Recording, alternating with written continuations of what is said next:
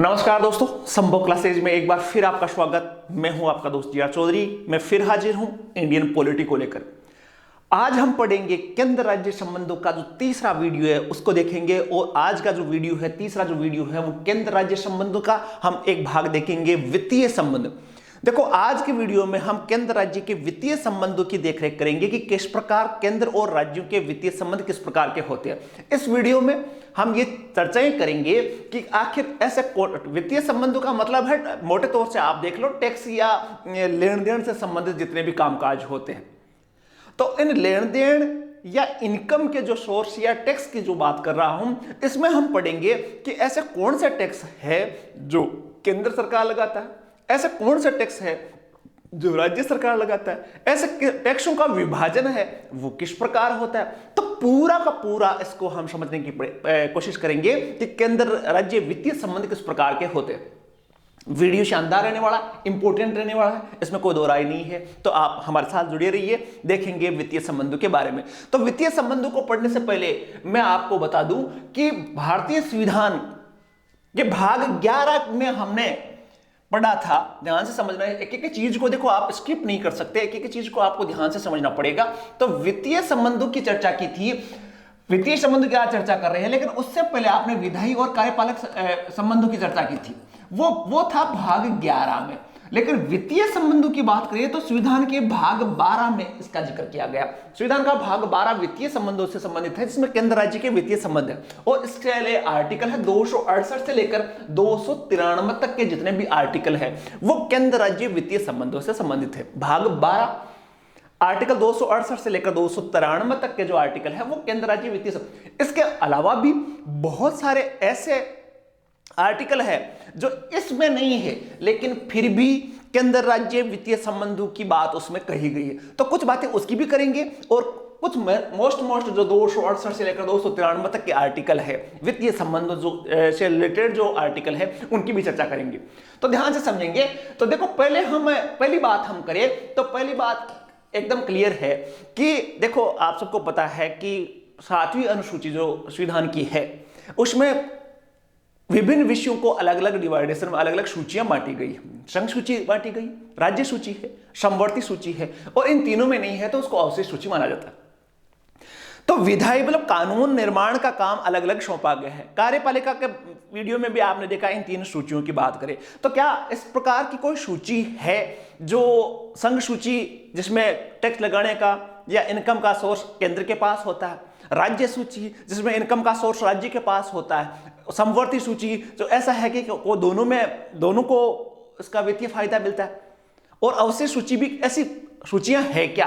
तो इसमें आप डिटेल से समझोगे तो आप सबको पता है कि कुछ विषय ऐसे होते हैं जिन पर टैक्स लगाने का काम संसद के पास होती है, और वर्तमान में इनकी संख्या है 13, जिन पर संसद कानून बनाकर टैक्स निर्धारण करती है। करों के बारे में विशेष अधिकार होता है, किसके पास होता है? संसद के पास होता है। 13 ऐसे विषय, और ये 13 विषय कौन से हैं? जो संघ सूची में है, अर्थात जिन पर कानून केंद्र बनाता है। जो 99 विषयों की मैंने बात की थी, आपने पढ़ा होगा। तो इन 99 विषयों के बारे में इनमें से 13 ऐसे सब्जेक्ट है जिन पर टैक्स लगाने का अधिकार संसद के पास है। दूसरी बात करें तो राज्य विधानमंडल के पास भी जो राज्य सूची के विषय है उनमें से जिनकी संख्या अभी वर्तमान में 18 है, उन पर टैक्स राज्य लगाते हैं। ठीक है, तो राज्य का विशेष अधिकार है। तो दोनों सूचियां जैसे कानून निर्माण की संघ सूची राज्य सूची होती है, वैसे ही उन विषयों में से टैक्स लगाने का जो काम है, देखो कानून बनाने के विषय है वो तो 99 है संघ सूची में, लेकिन संघ सूची में सब पर तो टैक्स लगता नहीं है। कई चीजों में कानून ही बनता है, इनकम नहीं होती। लेकिन 13 ऐसे विषय हैं जिन पर संसद कानून के द्वारा टैक्स निर्धारण करती है। राज्य की बात करें तो राज्य की संख्या, राज्यों में जो विषय है वो है, उनकी संख्या है 18। तो इन पर 18 पर राज्य का विधानमंडल टैक्स लगाता है, कर निर्धारण करता है। अब देखो, दो चीजें तो हो गई, संघ सूची और राज्य सूची को हमने समझा। तो क्या समवर्ती सूची भी होती है? ऐसा कोई विषय होता है, ऐसा कोई टैक्स होता है जो केंद्र भी लगाता है, राज्य भी लगाता है? तो वर्तमान में देखा जाए तो ऐसा किसी प्रकार का, जब संविधान बना था तो इस प्रकार का कोई टैक्स का प्रावधान नहीं था। लेकिन आपको याद रखना होगा कि 101वां संविधान संशोधन, ध्यान रखना, 101वां संविधान संशोधन जो था वो जीएसटी से संबंधित था। जीएसटी जो जिसका फुल फॉर्म होती है गुड्स सर्विस टैक्स, याद रखना, वस्तु और सेवा कर, जो अभी वर्तमान में एक टैक्स का प्रकार है, वस्तु व सेवा कर। ये जब से लागू हुआ, जीएसटी जब से लागू हुआ, तब से जीएसटी के दायरे में केंद्र और राज्य सम्मिलित टैक्स लगा सकते हैं। तो समवर्ती सूची में माने तो आप जो आजकल जीएसटी जो बन गया है, लगभग हर चीज वस्तु और सेवाओं पर टैक्स लगता है। तो आजकल टैक्स का दायरा समवर्ती सूची भी एक नई प्रकार की बन गई है टैक्स के मामले में। अवशिष्ट सूची की मैं सामान्य से बात करूं तो ऐसे जो टैक्स जो अभी तक निर्धारित नहीं है, संघ सूची में भी नहीं है, जो 13 में भी नहीं है, 18 में भी नहीं है, तो इस प्रकार का कोई नया प्रकार का टैक्स लगेगा, नई चीज का टैक्स लगेगा, तो वो अवशिष्ट सूची होगी और उसमें अवशिष्ट सूची पर संसद कानून बना सकती है। ये 4 सूचियों की पहली बात हमने की। अब देखो, संसद कुछ टैक्स लगा सकती है, राज्य कुछ टैक्स लगा सकते हैं। जीएसटी का मामला देखें तो दोनों में टैक्स की हिस्सेदारी होती है। लेकिन अब हम समझेंगे कि ऐसा टैक्स कौन से है जो केंद्र लगाता है, केंद्र इकट्ठा करता है और राज्यों को बांटता है। तो इसकी अलग अलग कैटेगरी है कि ऐसे कौन से टैक्स है जो राज्य लगाता है, राज्य इकट्ठा करता है, राज्य अपने पास रखता है। ऐसे कौन से टैक्स है जो केंद्र लगाता है, राज्य इकट्ठा करता है, राज्यों को बांटते हैं। तो इनकी अलग अलग कैटेगरी है, ध्यान से समझेंगे हम। तो आर्टिकल 268 है, यहां से स्टार्ट करते हैं, यहां से समझोगे आप। आर्टिकल 268, ध्यान रखना, अभी आर्टिकल आपको कुछ आपको याद हो जानी चाहिए। आर्टिकल 268 क्या कहता है कि केंद्र द्वारा उद्ग्रहित, केंद्र द्वारा उद्ग्रहित का मतलब है कि ऐसे टैक्स जो केंद्र द्वारा लगाए जाते हैं, जिनकी शुरुआत केंद्र द्वारा होती है और राज्यों द्वारा संग्रहित और विनियोजित किए जाने वाले शुल्क कि एक प्रकार के 268 में कुछ चीजें रखी गई है और कहा गया है कि इन चीजों पर टैक्स लगाने का काम जो है वो करेगा केंद्र, और इन टैक्सों को वसूलने का काम, संग्रहित करने का काम करेगा राज्य, और साथ ही वो जो टैक्स जो इकट्ठा होगा वो किसके पास रहेगा, कौन खर्च करेगा उसको, राज्य। देखो दो चीजें बात है, टैक्स लगाएगा कौन, केंद्र, उसको इकट्ठा कौन करेगा। 3 चीजें होती है किसी भी टैक्स में, एक लगाना, एक इकट्ठा करना और एक यूज करना। देखो, एक तो लगाना, टैक्स लगाएगा कौन, एक इकट्ठा कौन करेगा और एक उसका उपयोग कौन करेगा। तो ये 3 चीजें होती है। तो इसमें हम देखें तो इसमें लगाने का काम केंद्र करेगा और ये बाकी दोनों काम किसके पास होंगे, राज्य के पास। आर्टिकल 268 कहता है। अर्थात इस प्रकार के जो आर्टिकल 268 के जो जितने भी टैक्स होते हैं वो भारत संचित निधि में नहीं डाला जाता। भारत संचित निधि जो होती है, जिसका खर्चा संघ सरकार करती है, जिसमें से खर्चे संघ सरकार करती है, तो उसमें नहीं डाला जाएगा। ये कहां जाएंगे, राज्यों के पास, और उसका सारा खर्चा जो टैक्स इकट्ठा होगा उसको खर्च कौन करेगा, राज्य करेंगे। तो 268 में इस प्रकार के टैक्सों का जिक्र है, याद रखना आप ध्यान से। जैसे टैक्स होता है एल्कोहल का, स्टाम्प शुल्क है, तो इस प्रकार के टैक्स है।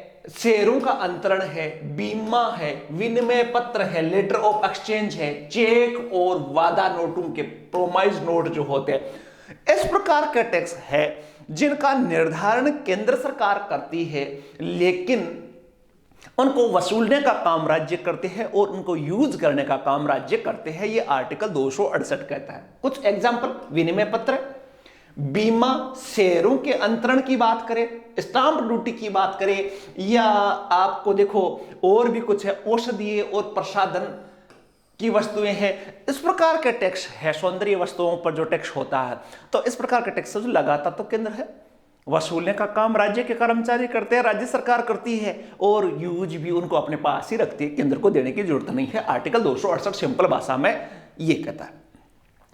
आर्टिकल 268 में एक और चेंजेज हुआ। आर्टिकल 68 में 68 क जोड़ा गया, जो वर्तमान में हटा दिया गया। हटाने का वजह क्या है, 268 क था सेवा कर, और ये 268 क का मतलब ये मूल संविधान में नहीं था, बाद में जोड़ा गया। यदि मूल संविधान में होता तो गुणंतर हो सकता था, के डालने की जरूरत नहीं थी।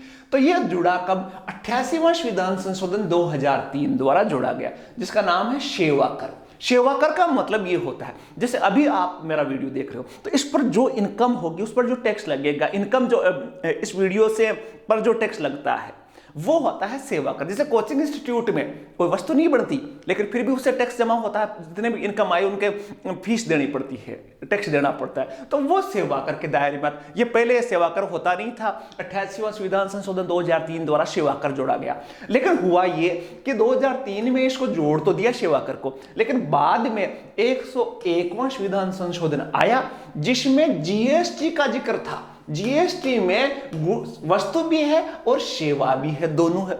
इसलिए अब इस चीज में सेवा आ गई, तो फिर अलग से सेवा का जिक्र करने की जरूरत नहीं थी। ये 101वां संविधान संशोधन अधिनियम 2016 के तहत इसको क्या कर दिया गया, 268 के को क्या कर दिया गया, खत्म कर दिया, क्योंकि सेवा का जो मामला है वो जीएसटी के अंतर्गत आता है। तो 268 में किस प्रकार के टैक्स है समझ गए होंगे आप।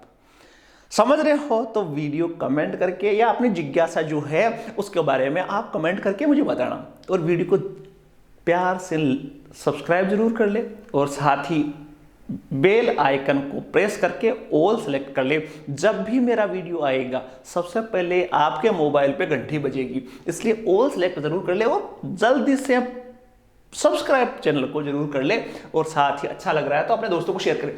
268 की बात की, अब बात करेंगे 269 की। ध्यान से समझेंगे।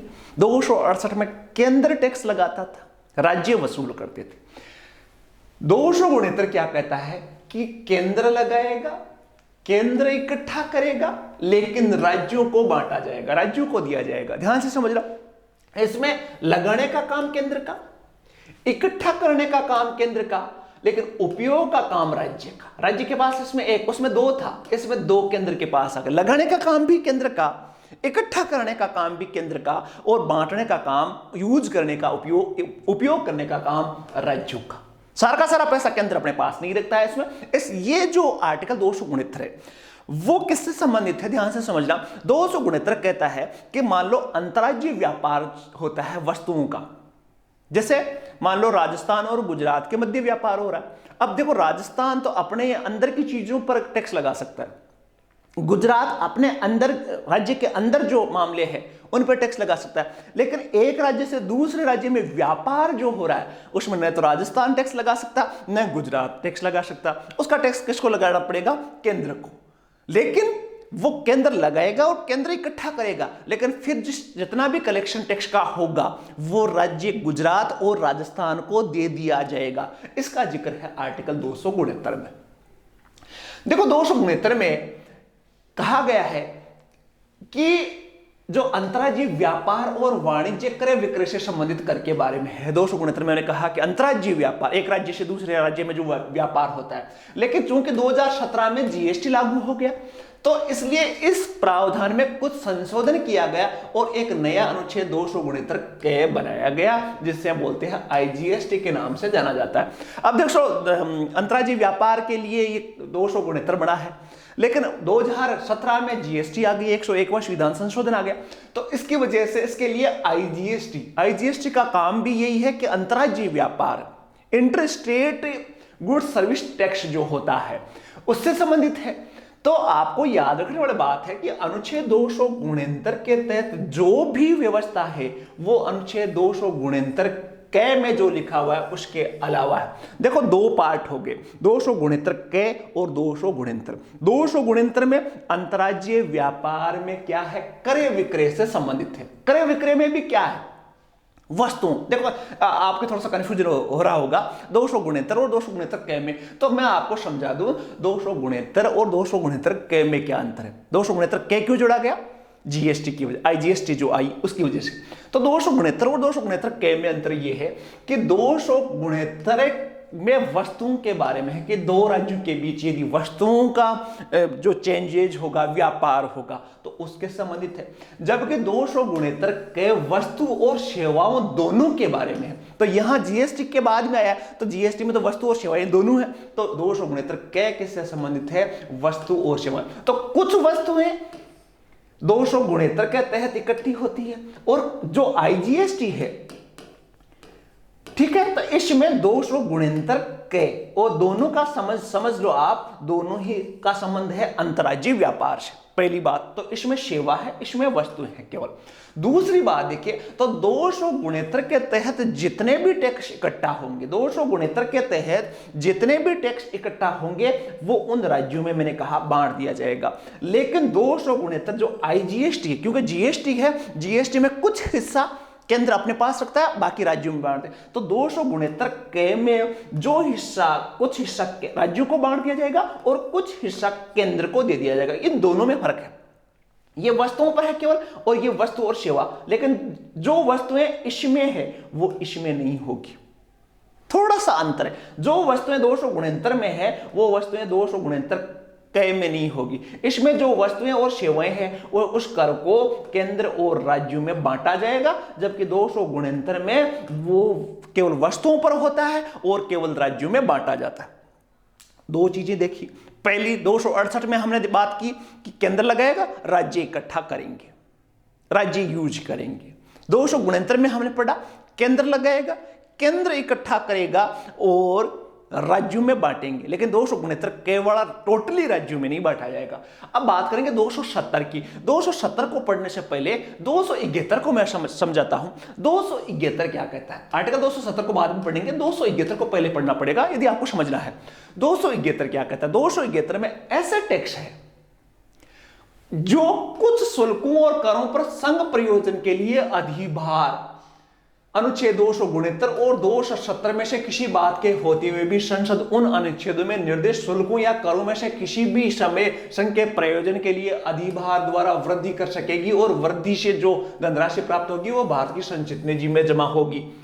ध्यान से समझना कि 271 में यह कहा गया है कि केंद्र सरकार, संसद जो है, संसद क्या कर सकती है कि जो 200 गुणोत्तर और 270 के जो टैक्स है, 200 गुणोत्तर है और जो 270 के जो टैक्स है, अभी 270 को पढ़ूंगा मैं, तो 270 के जितने भी टैक्स है उन पर अधिभार लगाया जा सकता है। अधिभार, ध्यान देखना, अधिभार या सरचार्ज, दो शब्द आएंगे अभी। अधिभार को आप समझना कि कई प्रकार के टैक्स ऐसे होते हैं, 200 आर्टिकल 271 में कहा गया है, कुछ टैक्स ऐसे होते हैं जो केंद्र द्वारा लगाया जाता है। लेकिन वो टैक्स होते कैसे हैं कि कई बार होता है टैक्स पर टैक्स लगाया जाता है, टैक्स पर टैक्स लगाया जाता है। ध्यान से समझना, टैक्स पर टैक्स लगाया जाता है। जैसे ध्यान से समझना इस चीज को कि जैसे इनकम टैक्स है, इनकम टैक्स किसी व्यक्ति का 80,000 रुपए बन रहा है, इनकम टैक्स कितना बन रहा है? 80,000 रुपए बन रहा है। अब उस पर कुछ टैक्स ऐसे होते हैं जो इस टैक्स के ऊपर टैक्स लग जाता है। जैसे मैंने कहा कि 0.1% अधिभार लगेगा, तो इसका मतलब 800 रुपए अलग से टैक्स लगते हैं, 800 रुपए अलग से टैक्स लगता है। तो ये चीज क्या है? आर्टिकल 271 में इसके लिए दो, जो टैक्स के ऊपर टैक्स लगता है ना, उसको दो बोलते हैं, एक को बोलते हैं सेस और एक को बोलते हैं सरचार्ज। दो प्रकार के होते हैं जो टैक्स पर टैक्स लगता है, उनको दो नामों से पुकारा जाता है, एक को सेस बोला जाता है और एक को बोला जाता है सरचार्ज। ध्यान से समझना, पूरा दिमाग एक जगह रख के, नहीं तो फिर सेस और सरचार्ज पूरा उल्ट पुल्ट होने वाला।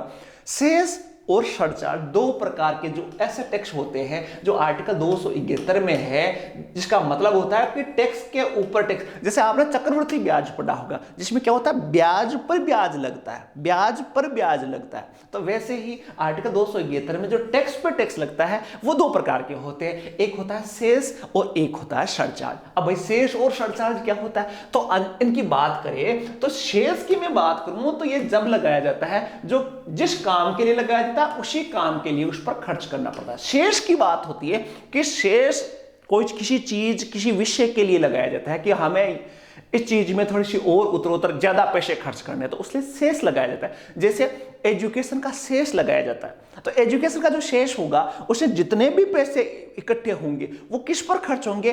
उसी एजुकेशन पे ही खर्च होंगे। मान लो एजुकेशन का शेष है तो सारा जो कलेक्शन होगा वो एजुकेशन पे खर्च होगा। जबकि सरचार्ज का मतलब है इसमें ऐसा कोई प्रावधान नहीं है, बस इनकम बढ़ाने का है, ये पागल बढ़ाने का तरीका है कि भाई टैक्स तो इतना है और थोड़ा सरचार्ज बढ़ गया, 200-400 और बढ़ाना हो तो 200-400 और बढ़ाए तो किस तरीके से बढ़ाए, सरचार्ज लगा के बढ़ा दिया जाए।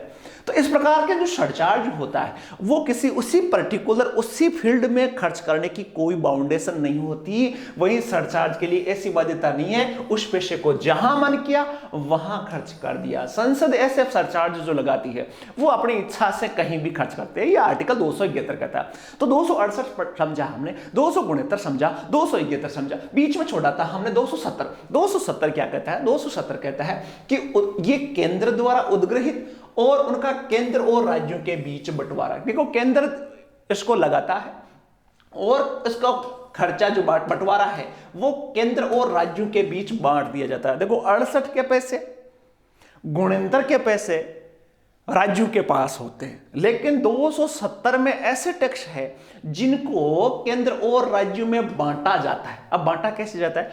अनुच्छेद 268 और अनुच्छेद 269 और अनुच्छेद 269 के तहत जो भी कर वसूले जाते हैं उनको छोड़कर, देखो हमने 13 प्रकार के संघ सूची में 13 प्रकार के टैक्स बताए, तो कुछ 268 में, कुछ 269 में, कुछ 269 के में, लेकिन फिर भी कुछ विषय बच गए तो उनको छोड़कर संघ सूची में और जो कर है वो 270 में कहा गया है कि इन पर जो टैक्स इकट्ठे होंगे, जितने भी संघ सूची में जो टैक्स है 268 गुणिंतर और गुणिंतर के अलावा या 271 के जो सरचार्ज और अधिभार है उसके अलावा जितने भी टैक्स इकट्ठे होंगे वो सब क्या होंगे? राज्यों में केंद्र बांटेगा। और बांटेगा किसकी सिफारिश पर? एक आयोग होता है वित्त आयोग, 280 आर्टिकल में हम इसको डिटेल से हम पढ़ेंगे वित्त आयोग के बारे में अगले वीडियो में। तो वित्त आयोग सिफारिश करेगा कि किस राज्य को कितना देना है और उस आधार पर संघ सूची, भाई राज्यों की इनकम का सबसे बड़ा सोर्स है 270, कि केंद्र संघ सूची के जितना भी कलेक्शन पैसे इकट्ठे होंगे उनको एक वित्त आयोग का गठन करेगा और वित्त आयोग की सिफारिश के आधार पर अलग अलग राज्यों में वो पैसे बांट दिए जाएंगे। ये कहता है आर्टिकल 270। वापस मैं याद करवा दूं, 268 के पैसे राज्य यूज करेंगे, 269 के पैसे राज्य यूज करेंगे, 270 के पैसे संघ के पास जाएंगे, लेकिन वित्त आयोग की सिफारिशों के आधार पर राज्यों में बांट दिए जाते हैं। ये भारत सरकार द्वारा ही लगाए जाते हैं, भारत सरकार द्वारा ही संग्रहित किए जाएंगे और सारा काम भारत सरकार करेगी, केवल और केवल उसको पैसों को वित्त आयोग की सिफारिश पर बांट दिया जाएगा। तो 268, 269, 270, 271 हमने पढ़ा। अब देखो इन आर्टिकल्स में हमने सारा समझ लिया कि केंद्र के जो भी मामले थे वो। अब केंद्र राज्य वित्तीय संबंधों के सहायतार्थ अनुदान, देखो राज्यों का ज्यादातर जो काम है उसमें अनुदान पर निर्भर करता है। कुछ पैसा ऐसा होता है जो केंद्र सरकार राज्यों को अनुदान के रूप में देता है, ग्रांट के रूप में देता है। कुछ ग्रांट सब्सिडी देता है, सब्सिडी ग्रांट के रूप में उपलब्ध करवाता है, सब्सिडी देता है राज्यों को कि इतने। कभी आपने देखा है प्रधानमंत्री दौरा होता है, प्रधानमंत्री या केंद्र सरकार है वो अलग राज्यों के लिए विशेष पैकेज जारी करती है, अनुदान देता है। जैसे कभी कभी राज्यों को कुछ विशेष कामों के लिए पैसों की आवश्यकता होती है और केंद्र उस राज्य की सहायता के लिए कुछ अनुदान देते हैं। ये अनुदान दो प्रकार के होता है, पहला विधिक अनुदान और दूसरा विवेक अधीन अनुदान। दो प्रकार के अनुदान, पैसे जो होते हैं जिनका ज्यादातर इनकम जो होती है वो केंद्र सरकार के पास होती है, तो राज्यों को दिया जाता है वो पैसा। केंद्र को क्या करेगा, सारा का सारा क्षेत्र तो राज्यों के पास है, तो राज्यों को दिया जाता है। वो दो प्रकार के होते हैं, एक विधिक अनुदान लीगली ग्रांट होता है और एक होता है डिस्क्रिमिनेटरी ग्रांट, विवेक अधिकार। दोनों में समझना कि देखो विधिक अनुदान की बात करूं, विधिक अनुदान का जिक्र जो है वो आर्टिकल 275 में है। 275 आर्टिकल क्या कहता है कि जब भी किसी राज्य को अनुदान की आवश्यकता हो तो केंद्र उसे अनुदान उपलब्ध कराए। ये आर्टिकल 275 में कहा गया कि जब भी राज्य को आवश्यकता हो तब राज्य केंद्र को उतना पैसा उसको देना है। ये क्या है, विधिक अनुदान। जैसा कि मान लीजिए किसी राज्य को जनजातियों के उत्थान और कल्याण के लिए अगर राज्य को कुछ अनुदान की आवश्यकता है तो केंद्र उसे देगा, लेकिन केंद्र अपने मन से नहीं देगा बल्कि वित्त आयोग की अनुशंसा पर देगा। इसमें केंद्र की सरकार से कोई भी हो, चाहे विरोधी सरकार हो, जैसे राजस्थान में कांग्रेस की सरकार है, दिल्ली में बीजेपी की सरकार है, तो आर्टिकल 275 के अनुसार जितना भी अनुदान होगा, जितनी राज्य मांग करेगा, जितना प्रावधान वित्त आयोग करेगा, उतना उसको देना ही पड़ेगा। हालांकि प्रत्येक राज्य के लिए ऐसा करना केंद्र के लिए आवश्यक नहीं होता। इसके अलावा अलग अलग राज्यों की सहायता राशि भी अलग अलग निर्धारित की जा सकती है। सबसे महत्वपूर्ण बात यह कि भारत की संचित निधि से भारित होगा, और ये जो पैसा होगा वो भारत की संचित निधि से निकाल कर दिया जाएगा वित्त। लेकिन विशेष परिस्थितियों में केंद्र नहीं भी देता, इसको रोक लेता है, और इसी का केंद्र राज्य संबंधों में विवाद की स्थिति आती है। बार बार कई मुख्यमंत्री कहते हैं कि हमारा जो ग्रांट था हमें दिया ही नहीं गया, हम विकास योजनाओं को कैसे चलाएं। तो ऐसी भी स्थिति आती है, तो इसको बोलते हैं लीगल ग्रांट बोलते हैं।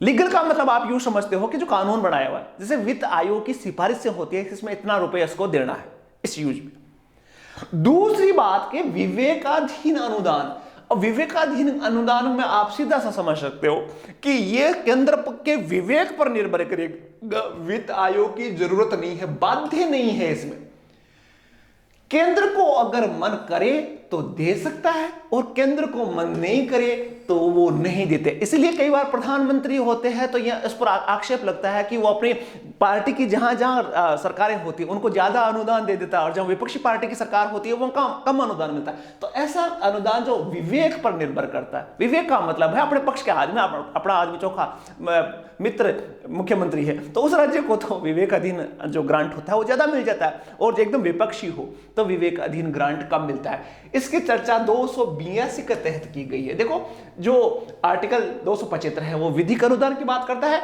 और आर्टिकल 282 में विवेकाधीन अनुदान की बात की है, जिसके तहत संघ और राज्य दोनों इस बात का अधिकार प्राप्त है कि वे किसी लोक प्रयोजन के लिए अनुदान आवंटित कर सके। इसी के तहत केंद्र भी राज्यों को अनुदान देता है। केंद्र राज्यों को अनुदान देता है, लेकिन अपनी इच्छा से के ले तुझे 200 करोड़ दे दिए, तुझे 500 करोड़ दे दिए, तुझे 25 करोड़ दिए, ये किस पर निर्भर करेगा? केंद्र पर। तो आर्टिकल हमने पढ़े। अब देखो कुछ बात, केंद्र राज्य वित्तीय संबंध और ऋण संबंधी प्रावधान। अब हम समझेंगे कि यार कुछ पैसे देता है केंद्र देता है, राज्यों को देता है, लेकिन मान लो फिर भी उस राज्य का काम नहीं चले, राज्य को और पैसों की आवश्यकता है, तो केंद्र ने तो भाई अनुदान दे दिया, इकट्ठे हुए टैक्स उसमें से हिस्सा दे दिया, लेकिन फिर भी राज्य का काम नहीं चले, तो राज्य का काम नहीं चलेगा तो फिर वो क्या करेगा? ऋण ले सकता है। ठीक है, तो ऋण की मैं बात करूं तो ध्यान से समझना, संविधान केंद्र और राज्यों के कर्ज लेने संबंधी निम्नलिखित प्रावधान किया गया। केंद्र भी कर्ज ले सकता है और राज्य भी कर्ज ले सकता है। आजकल तो कर्ज में होड़ा होड़ी लगी हुई है, देशों की भी देखे तो बहुत सारा अरबों खरबों रुपए का कर्ज है, और राज्यों पर भी देखे तो हजारों अरबों खरबों रुपए का कर्ज है। तो वो उस पर कुछ नियम बने हुए हैं, ऐसे नहीं है कि मन मर्जी चली और जितना लोन ले लिया, जितना दिया नहीं दिया। क्या प्रावधान है भारतीय संविधान में जो ऋण लेने का प्रावधान है वो क्या है? देखो पहली बात समझे तो आर्टिकल 292 में क्या कहता है कि केंद्र अगर चाहे तो भारत या भारत के बाहर से संचित निधि की गारंटी पर ऋण ले सकता है। भारत के पास एक संचित निधि होती है, उसकी गारंटी के आधार पर ऋण लेता है। गारंटी का मतलब नहीं चुका है तो उसमें से देना पड़ता है उसको। गारंटर का मतलब यही होता है, जैसे बैंक में आपने गए, मैं आपका गारंटर हूं, आपने लोन नहीं चुकाया तो मुझे बैंक मुझसे ले लेगा। तो संचित निधि की गारंटी पर आर्टिकल 292 के तहत केंद्र ऋण ले सकता है, लेकिन यह नहीं है कि कितना भी ले ले, वो संसद की एक निर्धारित सीमा होती है, संसद द्वारा एक सीमा बनाई जाती है, उससे ज्यादा ऋण नहीं लिया जा सकता। यह आर्टिकल कहता है 292। यह तो हुई केंद्र की बात। और देखो इसी प्रकार अगर कोई राज्य भारत में कहीं से ऋण लेता है तो वह आर्टिकल 293(1) के तहत ले सकता है, लेकिन इसके लिए भी राज्य विधानमंडल द्वारा निर्धारित सीमा के ऊपर ऋण नहीं लिया जा सकता। आर्टिकल 293(1) के तहत राज्य भी ऋण ले सकता है, लेकिन उसकी भी सीमा राज्य विधानमंडल द्वारा निर्धारित होगी और उससे ऊपर ऋण वो भी नहीं ले सकता। तीसरी मैं बात करूं आर्टिकल 292(2) के तहत केंद्र सरकार भी राज्यों को ऋण दे सकती है, या फिर अगर राज्य कहीं और से ऋण लेती है तो उसका केंद्र गारंटर बन सकती है। 292(2) कहता है कि राज्य केंद्र से भी ऋण ले सकता है, राज्य कहीं और से भी ऋण ले सकता है। जैसे राजस्थान सरकार है वो इजराइल से ऋण ले सकती है, लेकिन गारंटर कौन होगा? केंद्र होगा। डायरेक्ट राज्यों को नहीं दिया जाए, गारंटर बनना पड़ेगा केंद्र को। और गारंटर का मतलब है कि यदि राज्य नहीं चुकाए चुका पाने की स्थिति में नहीं रहे तो फिर वो जैसे राजस्थान ने इजराइल से कोई ऋण लिया और राजस्थान ने उसको नहीं चुकाया तो फिर केंद्र सरकार को उसको चुकानी पड़ती है, और इजराइल तभी ऋण देगा जब केंद्र उसका गारंटर होगा। यूं नहीं कि सीधा हम जाके इजराइल से बोले कि ऋण दे दो, हमें नहीं मिलेगा। केंद्र गारंटर होगा और इजराइल देने की इच्छा रखे तब दिया जाएगा। तो गारंटर कौन होगा? 292 में गारंटर कौन होगा? दो, मुझे दो, लेकिन दो भाई गारंटर दो मुझे। हम कह रहे कि 2 टैक्स, तो इजराइल कह रहा है गारंटर दो, तो 292 इसी तरह राज्य के ऊपर पहले से ही बकाया ऋण हो तो राज्य अनुच्छेद 292(3) के अनुसार फिर से दूसरा ऋण केंद्र की अनुमति के बिना नहीं ले सकता। मान लो किसी राज्य के ऊपर पहले से बहुत सारा ऋण चल रहा है तो आर्टिकल 292(3) के अनुसार कह सकता है कि केंद्र की अनुमति उसको लेनी पड़ेगी। जैसे राजस्थान ने पहले से ऋण ले रखा है, इजराइल से ऋण ले रखा है, पहले वाला ऋण चुकाया नहीं मान लो, और ऋण लेने की इच्छा रखता है तो फिर केंद्र से अनुमति लेनी पड़ेगी। ये आर्टिकल 292(3) कहता है। अब देखो सारे करों के बारे में हमने समझा, कौन कौन से कर, किस प्रकार का विभाजन क्या क्या वगैरह वगैरह हमने समझा। अब देखो आपातकाल जब लगता है हर स्थिति में विधायी संबंध भी पढ़े, कार्यपालक संबंध भी पढ़े, तो वित्तीय संबंध भी आपातकाल के दौरान प्रभावित होते हैं। पहली बात करें, जैसे राष्ट्रीय आपातकाल लगा हुआ है, आर्टिकल 352 लगा हुआ है, पूरे देश में आपातकाल लगा हुआ है, तो राष्ट्रीय आपातकाल के समय राष्ट्रपति चाहे तो वित्तीय अंतरण को कम कर सकता है या फिर रोक सकता है। यदि राष्ट्रीय आपातकाल लगा हुआ है तो वित्तीय अंतर जो फाइनेंशियल ट्रांसफर जो होता है, पैसों का लेन देन जो होता है, उसको कम कर सकता है, रोक सकता है। ये पावर किसके पास आ जाते हैं? राष्ट्रपति के पास। 360 जब वित्तीय आपातकाल लगता है तो वित्तीय आपातकाल में कर्मचारियों के केंद्र राज्य की सेवा में लगे हुए कर्मचारियों के वेतन और भत्ते कम कर सकती है, राज्य को वित्तीय निर्देश दे सकती है, और वहां के विधानमंडल में अगर धन विधेयक या वित्तीय विधेयक लाया जाता है तो उसे राष्ट्रपति की स्वीकृति के लिए रोका जा सकता है। मतलब पैसों का 368 यदि वित्तीय आपातकाल लगा हुआ है तो पैसों से चाहे तनख्वाह कम कर सकता है, काम ज्यादा करवा सकता है, भत्ते कम कर सकता है, या कोई धन विधेयक या वित्त विधेयक कोई विधानसभा में है तो पहले राष्ट्रपति की स्वीकृति के लिए मंगवा सकता है। तो बहुत सारे पावर वित्तीय आपातकाल में किसके पास चले जाते हैं? केंद्र के पास चले जाते हैं। नॉर्मल सी बात है, सामान्य सी बात है। अब देखो केंद्र राज्य वित्तीय संबंध से कुछ जुड़े अलग तथ्य हमने केंद्र राज्य वित्तीय संबंधों को डिटेल से हमने देख लिया, मोटी मोटी चीजें हमारे दिमाग में आ गई। आपको लग रहा होगा हमें याद नहीं हुआ, लेकिन आपके दिमाग में बहुत सारी चीजें हैं जो आपको नहीं पता थी, आज पता है। कुछ आर्टिकल हो सकता है, 2-4 आर्टिकल ऐसे हो जो आपको याद नहीं हो, लेकिन फिर भी अपना दिमाग ऐसा होता है कि उसमें हम नहीं चाहकर भी ऐसी चीजें घुस जाती है जिनको हमें पता नहीं होता, हमें याद नहीं होता। कुछ चीजें ऐसी जो रह गई है उसकी बात करें तो आर्टिकल 285 के तहत केंद्र की संपत्ति को राज्य के सभी करों से छूट मिलेगी।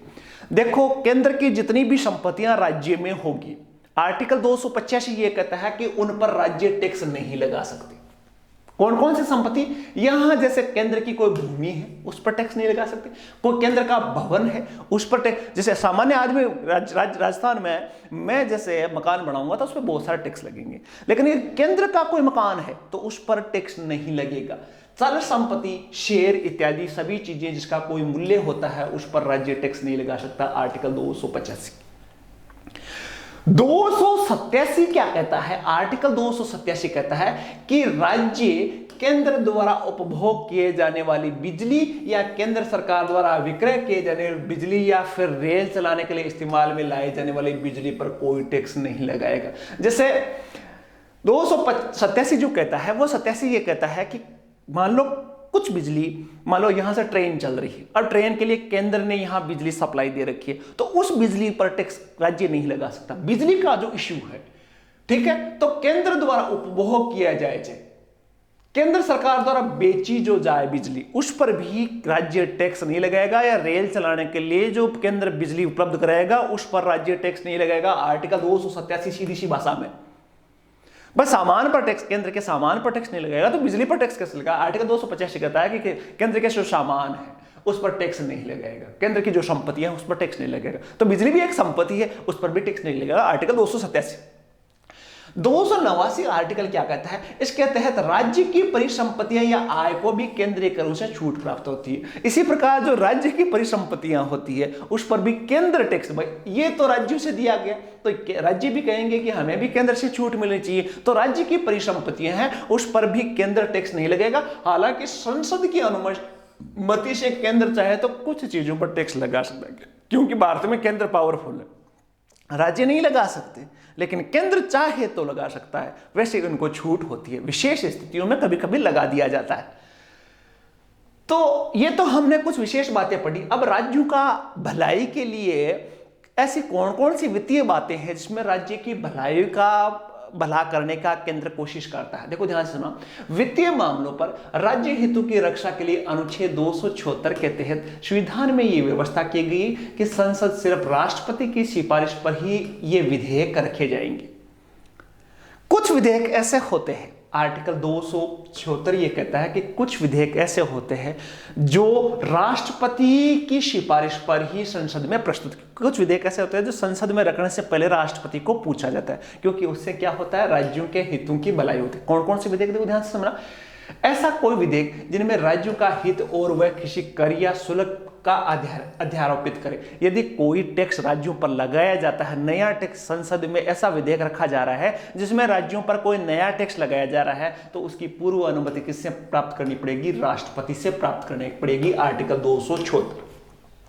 दूसरी बात, ऐसा विधेयक जो राज्यों के वितरण की जाने वाले राशियों के नियमन को प्रभावित करे। ऐसा कोई विधेयक हो जिसमें राज्यों को जो अनुदान दिया जाता है, जो पैसे दिए जाते हैं वो प्रभावित हो रहे हो, तब भी आपको राष्ट्रपति की पूर्व अनुमति चाहिए, आर्टिकल 276।